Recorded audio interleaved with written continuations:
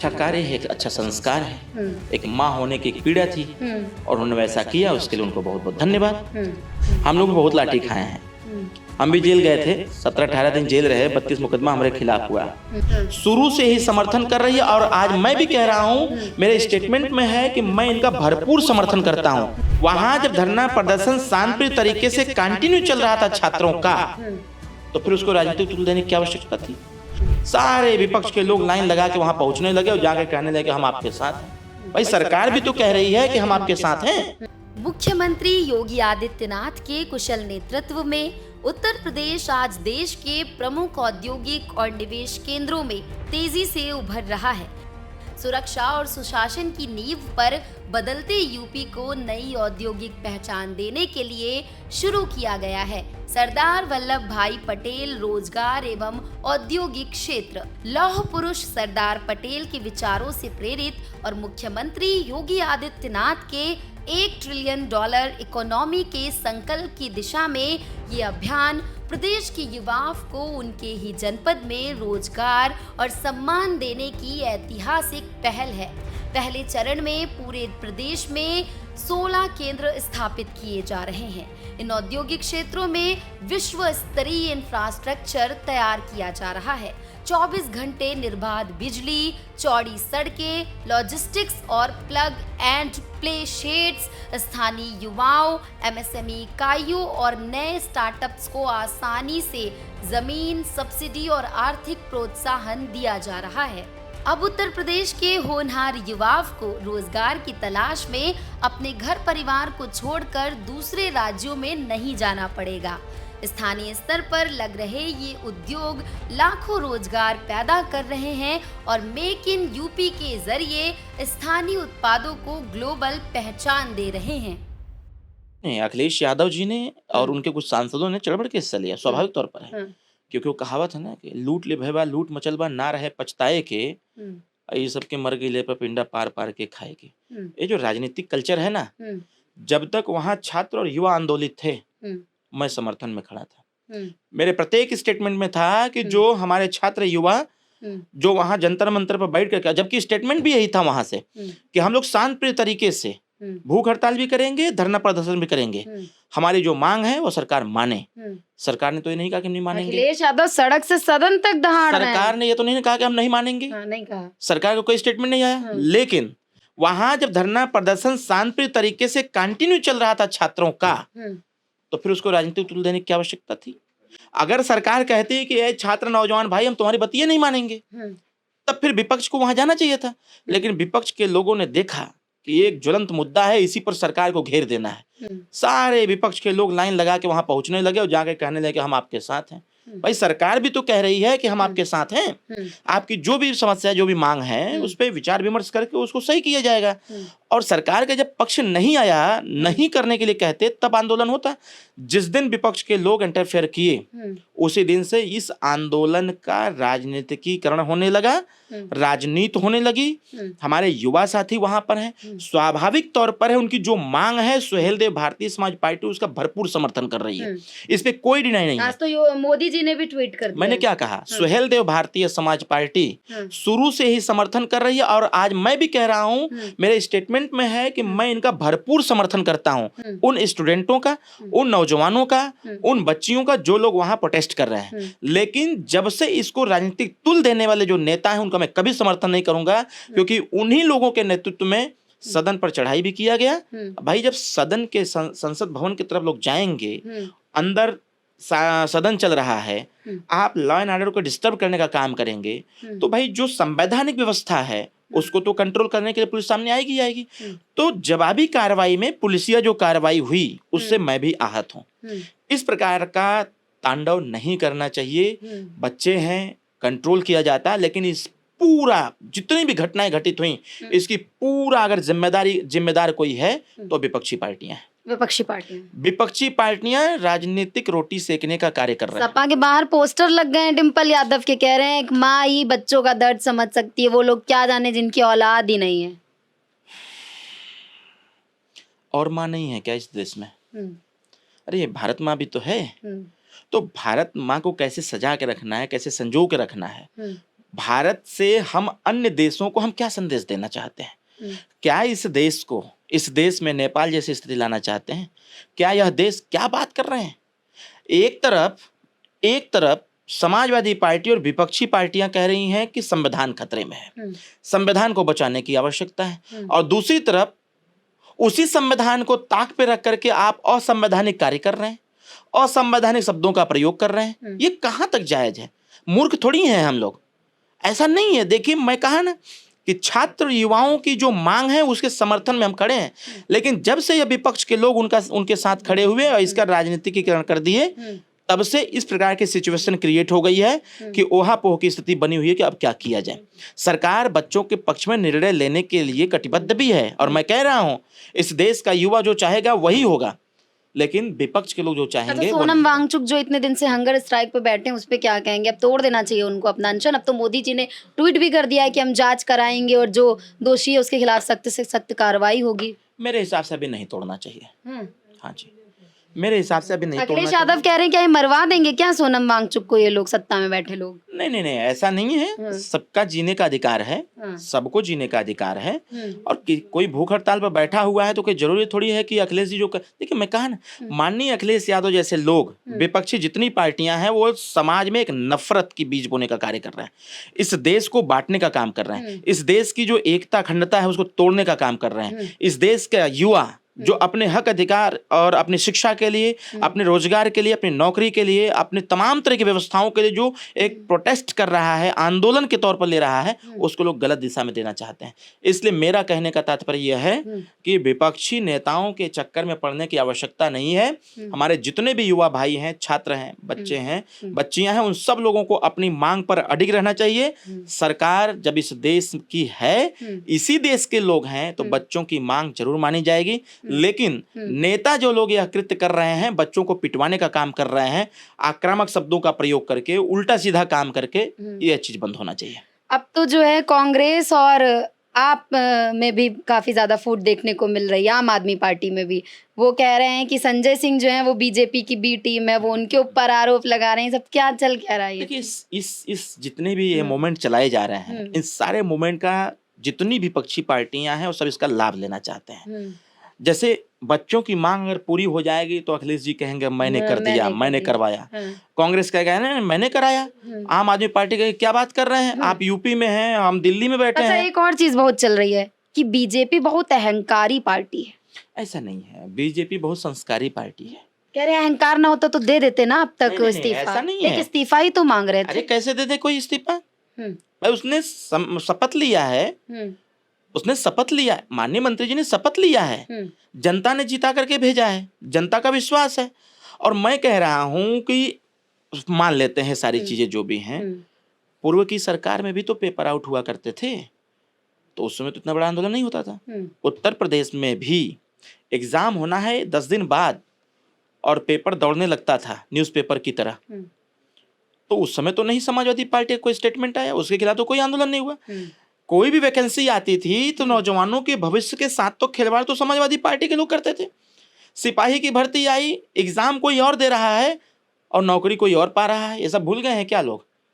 भाई प्रदेश, उत्तर प्रदेश का हिस्सा प्रदेश उत्तर प्रदेश है, और उत्तर प्रदेश देश और प्रदेश की सरकार तय करती है। तो जो यह दुर्व्यवस्थाएं रही हैं उसको तो कंट्रोल करने का काम किए। ये जितने भी लोग पेपर आउट में इन्वॉल्व हैं, ये सब लोग कांग्रेस रेजिंग और यूपी के सपा सरकार के दोनों के बीच की कड़ी रही है, यही लोग रहे हैं। हमारी सरकार उस पर कार्रवाई भी कर रही है।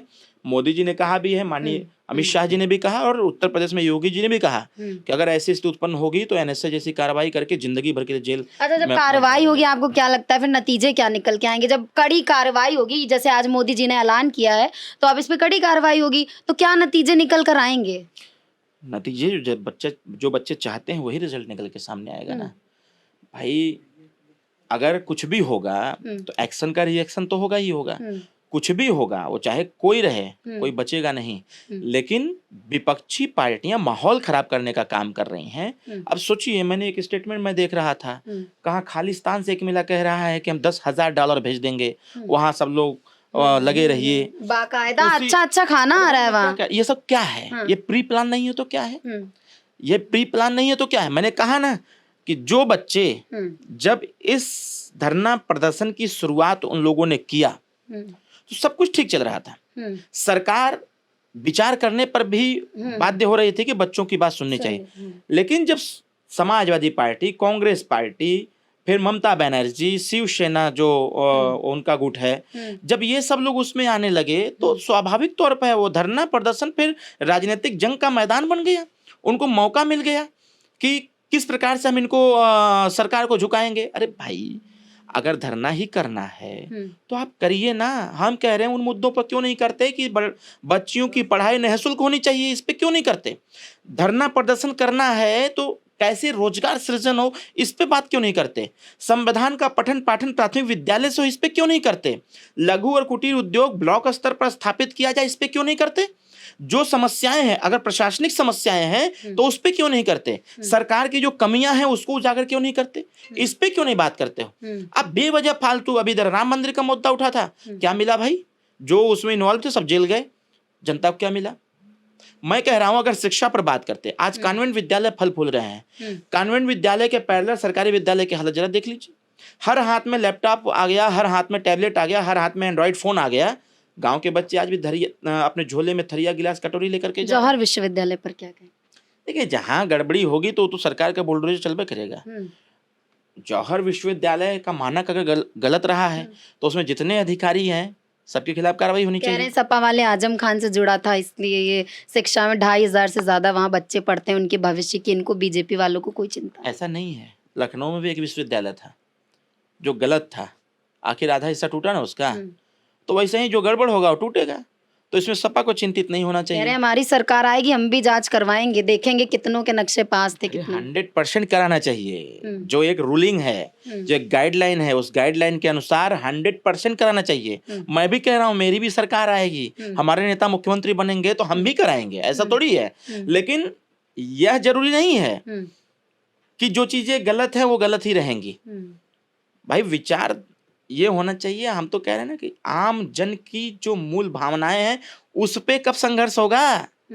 ये जो आम जन लोग हैं वो जो सोचते हैं कि सरकार ऐसे काम करे वैसे काम करे, जब यह कहा जाता है कि सत्ता का आईना विपक्ष होता है तो यह विपक्ष के लोग घुटना क्यों टेक दिए हैं?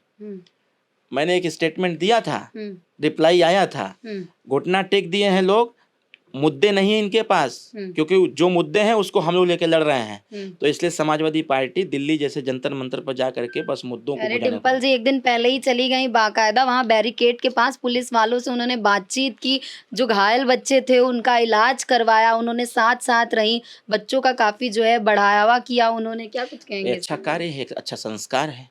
एक माँ होने की एक पीड़ा थी और उन्होंने वैसा किया, उसके लिए उनको बहुत बहुत धन्यवाद। भाई, सांसद भी हैं। और जो प्रधानमंत्री के घर के बाहर हुआ है, अभी तक तो इनपुट जो आया है ये पता चला है कि माननीय प्रधानमंत्री घर के बाहर नहीं हुआ ऐसा कुछ, जैसा बताया जा रहा है। अब मीडिया रिपोर्ट क्या आ रही है वही आ रही है कि भाई ऐसा नहीं हुआ है। तो अब उसको जो कह रहे हैं उसमें क्या कह सकते हैं? प्रधानमंत्री आवास के बाहर किया नहीं है राहुल गांधी ने प्रोटेस्ट। उन लोगों ने किया है तो उसमें दिक्कत क्या हो गई? भाई, प्रोटेस्ट करने के लिए तो किसी घर पे चढ़ जाएंगे, लेकिन इसका जरूर ध्यान रखना चाहिए कि माननीय प्रधानमंत्री जी का हाउस है। अब उसके सामने जा करके आप कानून को तोड़ने का काम करेंगे। एक जो देश की सुरक्षा का सवाल है, भाई हमारे माननीय महामहिम राष्ट्रपति महोदय, प्रधानमंत्री जी, गृह मंत्री जी पूरे देश को चला रहे हैं, तो एक सुरक्षा से भी जुड़ा हुआ मुद्दा है उस पे। तो ऐसा नहीं करना चाहिए। धरना स्थल का जो स्थल है, अब वहां धरना प्रदर्शन करना चाहिए। क्या अनुमति लिए थे? आज तो सब कुछ बदल गया है। अनुमति लेकर के आप कहीं टूट पड़िए, कोई दिक्कत नहीं है, लेकिन बिना अनुमति की जाएंगे तो तोड़े तो जाएंगे ही। तो हमको पता चला कि माननीय राहुल गांधी जी का नाक भी टूट गया है उसी में। एक जूता गायब था उनका। एक जूता गायब था, तो जूते का रेट तो हमको पता नहीं है, नहीं तो स्वाभाविक तौर पे एक जूता भिजवा देते। पता रहता तो भिजवा देते, हमारे पार्टी कार्यकर्ता हैं वहां पर। तो धरना प्रदर्शन में जा रहे हैं, ब्याह में थोड़ी जा रहे हैं, धरना प्रदर्शन में जा रहे हैं, प्रोटेस्ट करने जा रहे हैं, तो किसी का जूता खोएगा, किसी की घड़ी खोएगी, किसी की मोबाइल खोएगी। हम लोग बहुत लाठी खाए हैं, हम भी जेल गए थे, 17-18 दिन जेल रहे, 32 मुकदमा हमारे खिलाफ हुआ। उस दिन हमारी घड़ी ही खो गई थी, हमारी मोबाइल टूट गई थी। तो धरना प्रदर्शन हम लोग भी करते रहे हैं और हम लोग भी लाठी खाए हुए हैं। तो इसमें कोई बड़ी बात नहीं है। नेता लाठी नहीं खाएगा, जेल नहीं जाएगा तो कहाँ जाएगा? देखिए, सुहेलदेव भारतीय समाज पार्टी आम जनमानस के मुद्दे पर सदैव मुखर रहती है और लड़ाई लड़ने का कार्य करती है। जो हमारे वंचित वर्ग के लोग हैं, वो चाहे किसी जाति समुदाय के लोग हों, जब जब उनके आत्मसम्मान पर आँच पहुँचती है, तो कोई बोले या ना बोले, सुहेलदेव भारतीय समाज पार्टी सबसे पहले पावदान पर खड़ा होकर के उनको सुरक्षा भी प्रोवाइड कराती है, इसके साथ-साथ उनके हक की लड़ाई भी लड़ती है, उनके सम्मान की सुरक्षा भी करती है। आज जो धरना प्रदर्शन सुहेलदेव भारतीय समाज पार्टी का रहा है, स्पष्ट है कि समाजवादी पार्टी के वरिष्ठ नेताओं ने जिस प्रकार के शब्दों का प्रयोग किया, आज के समय में वह शब्द कहीं न कहीं फिट नहीं बैठते। आज जिस समाज के लिए, फॉर एग्जाम्पल के तौर पर माननीय शिवपाल यादव जी ने कहा कि राजभर, बिंद, केवट, मल्लाह, पाल, प्रजापति, चौहान, गोंड, कहार, आरा, करकवंशी, बारा, बंजारा, ये सभी समाज के लोग नीच जाति के लोग हैं। अखिलेश यादव तो खूब कहते हैं ऊंची जाति अपने इंटरव्यू में। क्या है ऊंची जाति? मैं वही कह रहा हूँ, मतलब इसको समझने की आवश्यकता है कि वह वर्ग, वह समाज, वह जाति जो लोकतंत्र को स्थापित करती है, जो पंचवर्षीय योजना के माध्यम से चुनाव में आती है, उस चुनाव को जिताने और हराने का काम करती है, अच्छी सरकार देने का काम करती है, गुड गवर्नेंस की बात भी करती है, उसी जाति को जो सरवाइव करके डॉक्टर B.R. अम्बेडकर साहब के संविधान को मानक मानते हुए जिन जातियों ने संघर्ष करके शिक्षा का स्तर बढ़ाया, समाज का स्तर बढ़ाया, राजनीति का स्तर बढ़ाया और इसके साथ साथ आर्थिक सरवाइव भी करने का काम किया, आर्थिक स्तर भी बढ़ाया, ऐसे समाज को, ऐसे जाति को समाजवादी पार्टी के वरिष्ठ नेताओं ने जिस प्रकार से नीच बोलने का कार्य किया, छोटी जाति बोलने का कार्य किया, ये जो पीडीए का बार बार नारा लेते हैं, इसी से साफ साफ दिख जाता है कि जो समाजवाद का नारा देते हैं वह लोग आज भी सामंतवादी मानसिकता से ग्रसित हैं। ओम प्रकाश राजभर जी कह रहे हैं पीडीए का मतलब इनके पीडीए में है पीट देगा आहिर। देखिए, माननीय मंत्री जी का जो कथन है वो सत्य भी है। अगर आज की घटनाएं देखी जाएं, वर्तमान परिस्थितियों को ध्यान में रखा जाए, अगर आप रिकॉर्ड उठा के देखेंगे तो अगर 100% की बात किया जाए तो लगभग 75% निचले स्तर पर मारपीट, झगड़ा झंझट, गोली कांड या लूटपाट कुछ भी हो रहा है, तो उसमें जिसका जिक्र माननीय मंत्री जी ने किया है, ऐसे कम्युनिटी के कुछ लोगों का नाम जरूर आ जा रहा है। मैं ये नहीं कहता कि वो सारा समाज ही ऐसा है, लेकिन जो लोग इस मानसिकता से ग्रसित हैं कि कौन मेरा क्या कर लेगा, कानून को अपने हाथ में लोग लेने का काम करते हैं, संविधान पर विश्वास नहीं करते, ऐसे लोग ही प्रदेश और देश की माहौल को खराब करने का काम करते हैं। इसीलिए पीडीए का फुल फॉर्म आया जो माननीय मंत्री जी ने। आज जो आप लोगों ने ज्ञापन सौंपने का कार्य किया, इससे आगे क्या होगा? देखिए, अभी तो एक सांकेतिक है। अभी जब समाजवादी पार्टी के शीर्ष नेतृत्व के तरफ से, उनके आम कार्यकर्ताओं के तरफ से तमाम तरह के व्यंग्यात्मक शब्द, असंवैधानिक शब्द, आपत्तिजनक पोस्ट, आपत्तिजनक बयान, और उसके बाद हम दूसरों को क्या बोलें, माननीय अखिलेश यादव जी जो माननीय राष्ट्रीय अध्यक्ष भी हैं और उत्तर प्रदेश के पूर्व मुख्यमंत्री भी रहे, 5 साल चलाया भी उन्होंने, जब उन्होंने अपनी लिमिट क्रॉस करते हुए, एक दायरे को क्रॉस करते हुए, जब उन्होंने हम जैसे जाति के लोगों पर उन्होंने आपत्तिजनक टिप्पणी और संवैधानिक शब्दों का प्रयोग किया, तब यह लग गया कि जो पीछे उन्होंने बोला था कि सनातन ही समाजवाद है, तब मेरे को समझ में आ गया कि लगता है कि अब धीरे धीरे सनातन का असर भी उनके ऊपर पड़ने लगा है। तो मैं ये कह सकता हूं कि आज का जो यह हमारा धरना प्रदर्शन रहा है, यह सिर्फ सांकेतिक है। अभी हमने सिर्फ सांकेतिक शांतिप्रिय तरीके से जाकर के हम लोगों ने पूरे प्रदेश में हुए हैं आज प्रदर्शन, 75 जनपद में हो रहा है। अभी तक जो रिपोर्ट मेरे पास आई है, लगभग हमारे 60 से 65% जनपद कंप्लीट हो गए हैं। बाकी 3 बजे का कुछ जगहों पर समय था जहां जिलाधिकारी महोदय नहीं उपस्थित थे, ऐसे जनपदों में 3 बजे 3:30 बजे का कार्यक्रम है। तो हमारे प्रत्येक जनपद में कार्यकर्ता पूरी तन्मयता के साथ ज्ञापन सौंप भी रहे हैं और बता भी रहे हैं। जिलाधिकारी अगर पूछ रहे हैं, एसडीएम पूछ रहे हैं, कोई भी पूछ रहा है, एडीएम पूछ रहे हैं कि भाई क्या मामला है, जब वो इस चीज़ को बता रहे हैं तो कह रहे हैं कि नहीं, ऐसा नहीं बोलना चाहिए था, जिससे कि समाज में फिर से वैमनस्यता फैले, फिर से ऊंच नीच की भावनाएं जो लोगों में पूर्व में व्याप्त थी वो फिर से उसको बढ़ाया जाए। अखिलेश यादव से क्या चाहते हैं आप लोग? उनसे बस यही चाहते हैं कि अपने कार्यकर्ताओं को थोड़ा सा समझाने की आवश्यकता है, उनको बताने की आवश्यकता है, और यह जो नीच शब्द का प्रयोग है, छोटी जाति के लोग हैं, ये सब चीजें न कही छोटी जाति जाएगी क्या आप 27 में अखिलेश के साथ? अरे क्यों जाएगी? एक तरफ वो कह रहे हैं कि हम पीडीए के साथ खड़े हैं, पीडीए हमारा साथ दे रहा है। दूसरी तरफ हम जैसे लोग भी तो पीडीए के हिस्सेदार हैं। अब हम जैसे लोगों को आप कहेंगे कि नीच हो तुम लोग, है ना, तुम लोग नीच हो, तुम लोगों को ये लोग छोटी जाति के लोग हैं, ये लोग क्या कर लेंगे, मुट्ठी भर लोग हैं, ये लोग क्या कर लेंगे, तो फिर पीडीए का फॉर्मूला क्या है? तो ये तो उनको स्पष्ट करना चाहिए। आप सुन रहे थे, हमारे साथ इस वक्त बातचीत करने के लिए अरविंद राजभर थे। इनका कहना है कि नीट पेपर लीक को लेकर जो जंतर मंतर पर प्रोटेस्ट चल रहा था, विपक्ष उसको और ज्यादा बढ़ावा दे रही है। ये तब तक उन स्टूडेंट्स के साथ थे जब तक वहां पर विपक्ष नहीं पहुंचा था, लेकिन कहीं ना कहीं ये कह रहे हैं कि वहां पर अब राजनीति हो रही है, विपक्ष इसको एक मुद्दा बना रहा है और स्टूडेंट्स का मामला है, इस मुद्दे पर राजनीति नहीं होनी चाहिए। फिलहाल के लिए बस इतना ही। आप देखते रहिए रेड इंक। मैं हूं आपके साथ श्रेया शुक्ला, कैमरा पर्सन समीर अख्तर के साथ लखनऊ।